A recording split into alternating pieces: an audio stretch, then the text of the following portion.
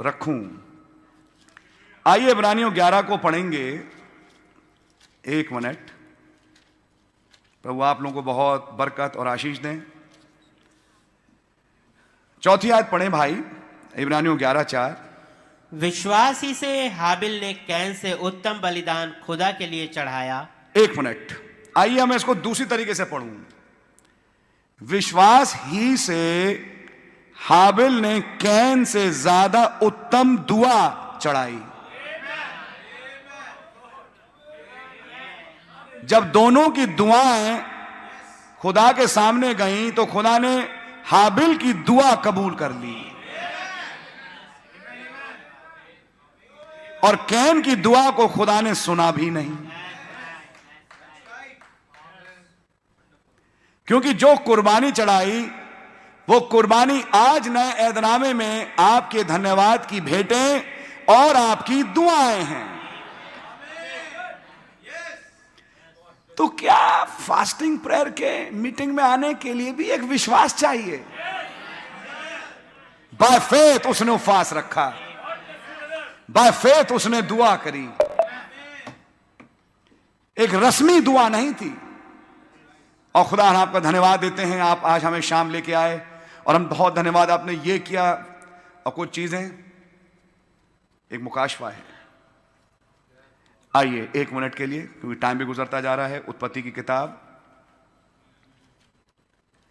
और उसका 4था अध्याय निकालें।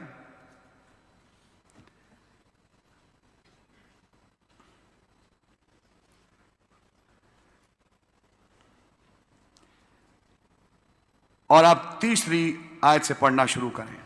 कुछ दिनों के पश्चात कैन यहोवा के पास भूमि की उपज में से कुछ भेंट ले आया। हाँ, और हाबिल भी अपनी भेड़ बकरियों के कई एक पहलौठे बच्चे भेंट चढ़ाने ले आया और उनकी चर्बी भेंट चढ़ाई जी।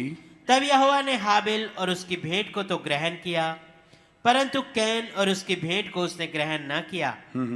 तब कैन अति क्रोधित हुआ और उसके मुंह पर उदासी छा गई। 1 मिनट, यहां आज एक नई बात रखूंगा, अगर समझ में आए। इंग्लिश में लिखा है and in the process of time. बोले आयत निकालो बेटा भरत, ये 3री आयत। Process of time. It came to pass that Cain brought of the fruit of the ground and offering unto the Lord.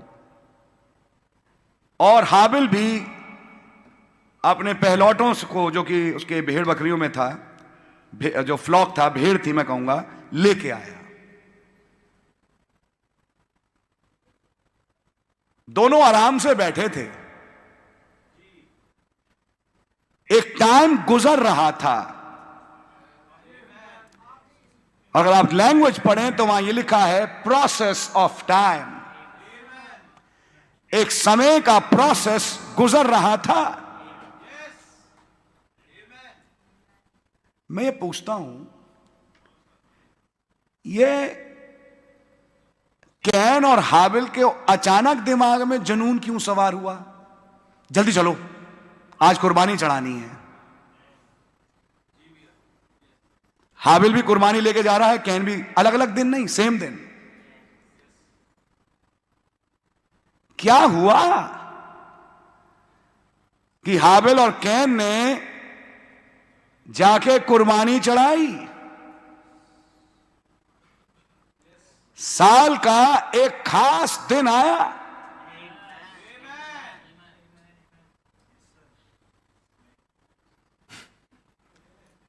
जिसके लिए बाद में निर्गमन 12 में खुदा ने कहा, ये साल का पहला महीना हो तुम्हारे लिए।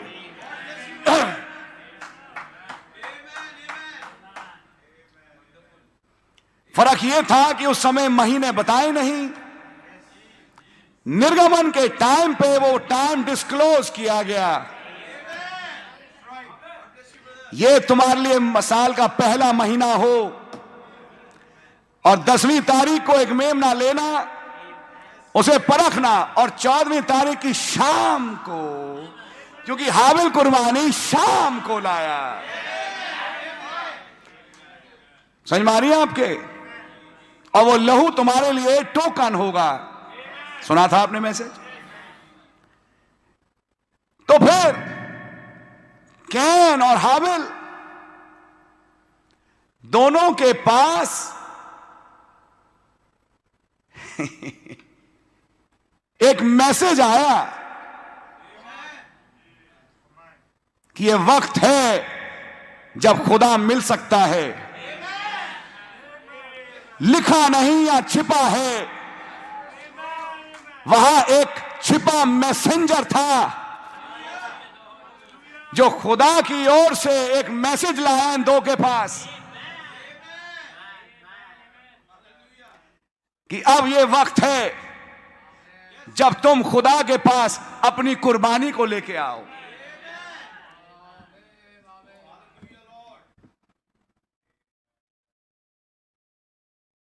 आपको याद है प्रकाशित 4 भाग 3 के संदेश में जो आपने खूब पढ़ा है हिंदी में, नबी ने बोला कि मैं स्पष्ट रूप से बता सकता हूं कि इन्होंने जो कुर्बानी चढ़ाई कहां चढ़ाई।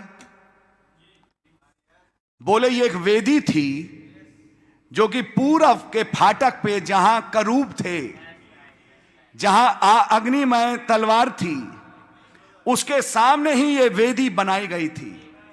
और यह वो स्थान था जहां खुदा की मौजूदगी रहती थी।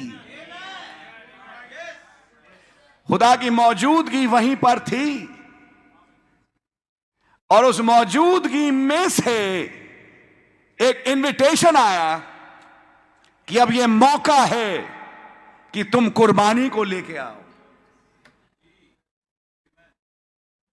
और बाइबल को ध्यान से पढ़ें, इब्रानियों शुरू होता है हाबिल से, आदम से नहीं।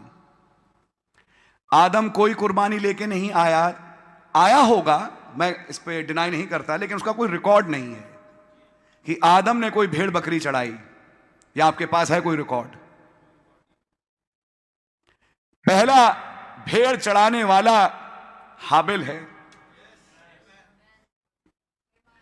जब एक नियमित समय आया कि खुदावन एक रेवलेशन ड्रॉप करे इन बच्चों पे कि उस दिन जब तुम्हारे मां बाप बाग से निकाले गए, एक्चुअली हुआ क्या? तुम तो वहां थे भी नहीं, तुम तो उसके बाद पैदा हुए नहीं। बहुत पुरानी बात है, हमारी फुप्पो हमें कहती थी कि देखो तुम्हारी पापा मम्मी की बहुत धूमधाम से शादी हुई, बहुत बड़ा केक कटा, लेकिन तुम्हें वो एक कमरे में बंद करके चले गए। अच्छा, हम छोटे थे, छोटा दिमाग, तो उसी में बड़ा गुस्सा हो गया, मम्मी पे बहुत गुस्सा होते थे। ये क्या क्या किया आपने मेरे साथ? आप लोग गए, आपने शादी करी और हमें बुलाया नहीं। बाद में मैं अपनी बेवकूफ़ी पे हंसा कि भाई मैं कहाँ था वहाँ पे, ये तो किसी ने बेवकूफ़ बनाया मुझे। ऐसे लोग बेवकूफ़ बनाने वाले थे ना पुराने टाइम पे, कहानियाँ सुनाते थे। तो कह रहे नहीं, हाँ वो भी बेचारी मजाक में ही बताती थी बात को। हमने उसे बड़ा सीरियस ले लिया कि देखो हमें लेके नहीं गए, कमरे में बंद करके चले गए। ये तो बाद में खुला रात, भाई हम तो वहाँ थे ही नहीं। तो brother can and brother able, खैर ब्रदर कैन तो नहीं बोलेंगे, कैन बोलूंगा, एंड ब्रदर एबल, उस समय दोनों के दोनों नहीं थे जब उत्पत्ति 3 की घटनाएं घटी। वो तो केवल सुन ही सकते हैं अपने मां बाप से, और शायद उन्होंने भी नहीं बताया। अगर आप मैसेज को गौर से पढ़ें तो नबी ने कहा मुकाशवे से हाबिल को पता पड़ा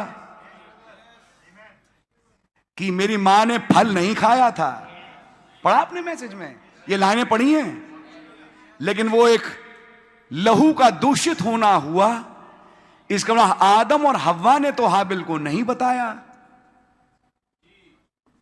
कुछ समझ में आ रही है आपके? ये सरपेंट सीड का रेवलेशन ब्रदर हाबिल आप पे खोला किसने? वही जिसने आज प्रचार किया।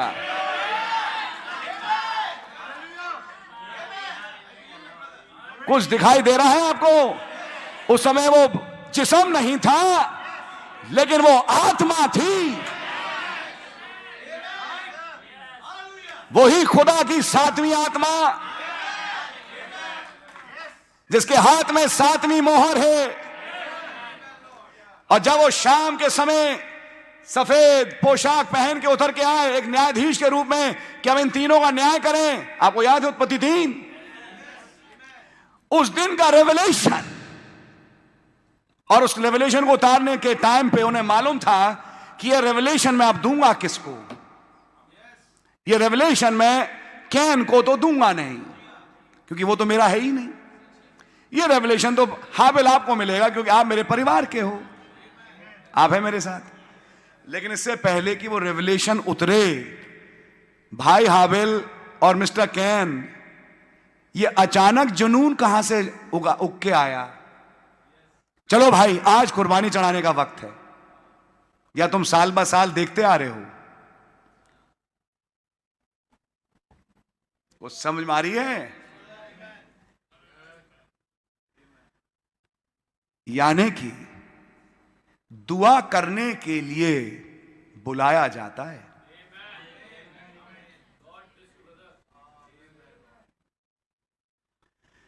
और किसी ने कहा यह वक्त है खुदा से मिलने का, जो बाद में खुला राज कि वो सीजन था साल का पहला महीना, जो हमारे लिए मैं कहूंगा अप्रैल का महीना।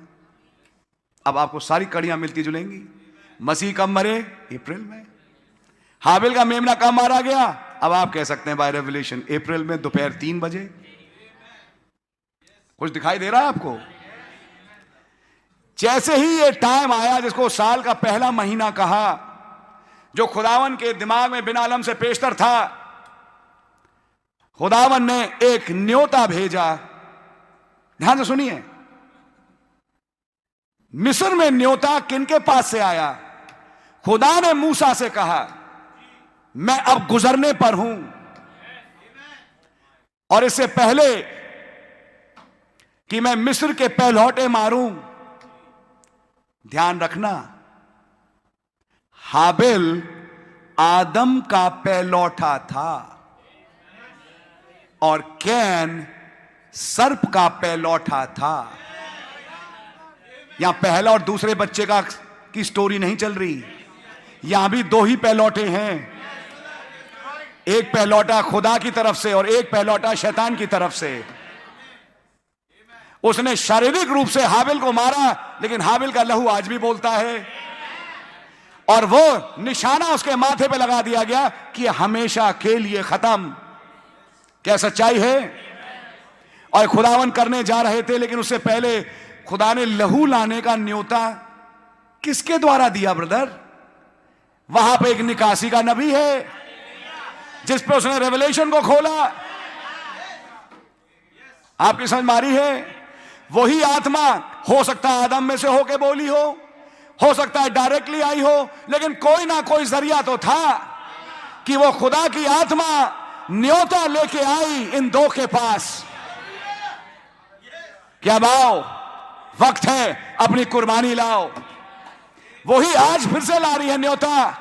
आज 3 नवंबर है 2022 का। अपनी दुआएं लाओ, आज वक्त है।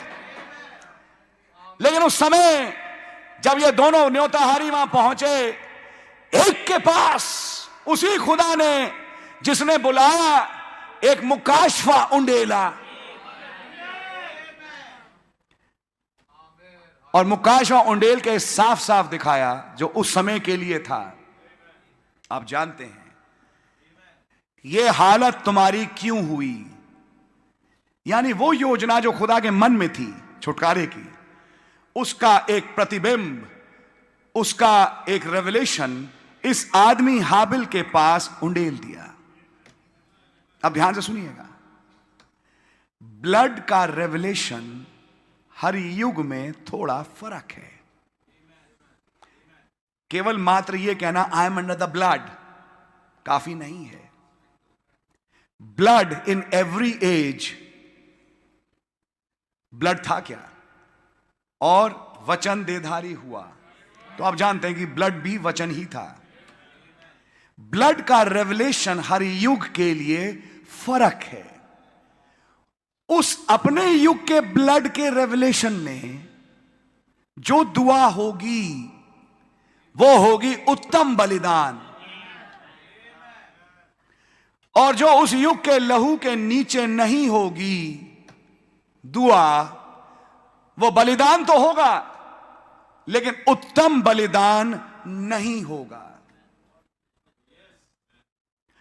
उस दुआ पे आग नहीं उतरेगी। लेकिन एक दुआ है जिस पे आग उतरेगी और खुदा उस दुआ को कबूल करेंगे, प्रमाणित करेंगे कि यह दुआ तुम्हारी सुन ली मैंने। आपकी समझ में आ रही है? इसलिए अब आज देखना है ये बाय रेवलेशन, विश्वास ही से। अब मैं कहूंगा हमने उत्तम बलिदान सुना, आज मैं उसकी लैंग्वेज थोड़ी बदल रहा हूं इस प्रार्थना की मीटिंग के लिए, क्योंकि सुबह ही मुझे यह विषय मिल गया था। विश्वास ही से हाबिल ने कैन से उत्तम दुआ करी। विश्वास ही से कैन ने हाबिल से उत्तम धन्यवाद की भेंट दी। हालेलुया हालेलुया हालेलुया, यह कैन ने भी किया। कोई फायदा नहीं हुआ हालेलुया करने का। धन्यवाद का मतलब खाली हालेलुया धन्यवाद धन्यवाद धन्यवाद ये नहीं है। वो ग्रहण योग्य बलिदान नहीं है। खुदावन उच्चारित चाहते हैं कुछ मुकाशफों को। जब एजरा ने दुआ करी तो एजरा ने मुकाशवा पाया अपने युग का। जब डैनियल ने दुआ करी उसने मुकाशवा पाया अपने युग के लहू का। जब एस्तर ने दुआ करी उसने मुकाशवा पाया अपने युग के लहू का। जब हन्ना ने दुआ करी उसने मुकाशवा पाया उस समय के लहू का, प्रॉमिस्ड वर्ड का। ये वो टाइम था कि एक नबी पृथ्वी पे आए। वो खाली एक दुआ नहीं थी, क्योंकि दुआ का जवाब खुदा ने एक बच्चे के रूप में दिया जिसकी जरूरत थी। एक नबी जो अभी तक आया नहीं था कई सालों से, और अब वो नबी आ गया ताकि खुदावन की डीलिंग फिर से चालू हो, क्योंकि टाइम आ गया था कि अब एक दाऊद आए। आप समझ में आ रही है? वहां याजक पद्धति बिगड़ चुकी थी। हुफनी और फिनहास उल्टे उल्टे काम कर रहे थे। अब टाइम था कि खुदा न्याय लाए, और वो न्याय लाने से पहले एक नबी को भेजता है। यह खुदा की योजना है, आप जानते हैं। और वहां कोई नबी है नहीं, तो नबी को तो पैदा होना पड़ेगा। तो ये भार किस में डाला? एक औरत में, बहन में, जिनका नाम हन्ना था, जो एक बच्चे की मांग कर रही है। वो बच्चा नहीं है, वो एक नबी है जो आके उस समय की मांग को पूरा करेगा। आज पूछिए एक सवाल, मैं समय मीटिंग यहीं बंद कर रहा हूं। आज की मांग क्या है? आज की मांग क्या है? उस मुकाशवे पे आधारित दुआ बहुत बड़ा विषय है। 5 मिनट में बैठ के ये विषय समझ में आने वाला नहीं है ब्रदर, लेकिन मैं केवल एक कड़ी आपके सामने रख के छोड़ रहा हूं, क्योंकि टाइम हो रहा है, दुआ का टाइम है। थोड़ा बैठ के सोचिएगा मेरे भाई बहन, आज वो लहू क्या है? आज के लहू की मांग क्या है? आज कहां गुनाह धुलते हैं? कई हैं, नबी ने कहा, जो लहू के दावा भरेंगे लेकिन परमाणु आग का भूसा बनेंगे और कष्टकाल में घुस जाएंगे। यही कहेंगे मसीह के लहू ने हमें बचाया। कव्वालियां बन जाएंगी, यीशु का लहू, यीशु का लहू। और कव्वालियां हारमोनियम पे बजा बजा के कव्वाल सुनाएंगे, यीशु के लहू की जय। लेकिन लहू का आसपास उन्हें मिलेगा नहीं। कव्वालियां बन जाएंगी, शेर शायरी हो जाएगी और गाने बन जाएंगे, लोग हंसेंगे, लोग रोएंगे, लेकिन उसके बावजूद खुदा उनकी तरफ देखेगा भी नहीं। क्योंकि लहू वो नहीं जो कव्वालियों में गाया जाता, लहू वो जो एक मुकाशवा है। आज वो लहू कहीं से बोलता है। क्या वो मुकाशवा है? सोचिएगा। और तब आज का विषय आपके लिए यह है, क्या मेरी उत्तम दुआ है आज? कोई बात नहीं, मैं आपको डिस्करेज करने नहीं आया। जैसी भी दिल में आपकी दुआएं रखिए, लेकिन आज के बाद थोड़ा सा सतर्क हो जाएं। कई दुआएं हैं जो खुदा सुनते हैं, कई बार मैं कहूंगा हमारी क्या कहेंगे अनजानेपन पे भी प्रभु कभी कभी आनाकानी करते हैं। लेकिन हां, जब प्रभु कोई चीज बताएं, समझाएं और उसके बाद हम भूल जाएं, अनजान हो जाएं, तब शायद इतना आनाकानी ना करें और तब कहें आपको तो बताया गया था उस मीटिंग में, आप क्या कर रहे थे, क्या कर रही थी। समझ मारिए आपको, आपके लहू के द्वारा मैं बच चुका हूं। वो अगर नहीं बचे तो मालूम मेरा लहू क्या है, वही जो आपने कलवरी पे मेरे लिए बहाया। वो तो कलवरी कहां है?